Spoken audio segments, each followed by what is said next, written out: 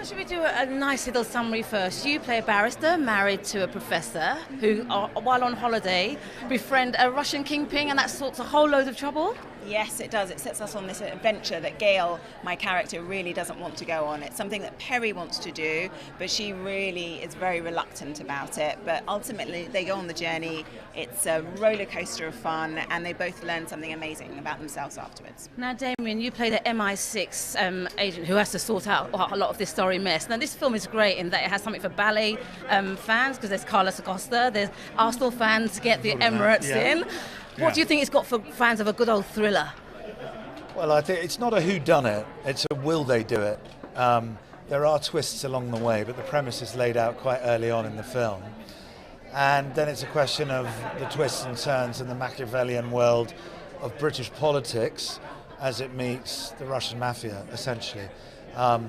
I think if you're a Londoner or have been engaged at all in the conversation about London and what's happened to London over the last few years, I think it's a very interesting film. No, it's certainly a film that's done great for your air miles, because you've gone, what, is it, let me read this, 90 sets and 50 locations. Where in London did you film, apart from the Emirates? I don't remember, where were we? I sat outside a football stadium for quite a lot of it. You were in much more glamorous locations. They were in Marrakesh.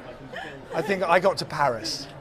Briefly, sat on a train with them. It was lovely. You've shared a lot of your time with spies on screen, and there's been hints of you as on the list as one of the favourites for Bond. Would you two like to reunite on that special franchise? Is that something that excites you?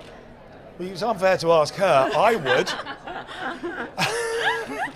I'd love to do that with you. It's no one's called me. Let's put it that way. Well, while you await the call, fans can certainly enjoy this film. And I gather John le Carré has a cameo in it. He does, yes. He has but I'm not going to say where it happens, though, because then the audience can look out for it and spot it. Well, they can find out themselves when the film's released next week. Thank you both very much. Thank you.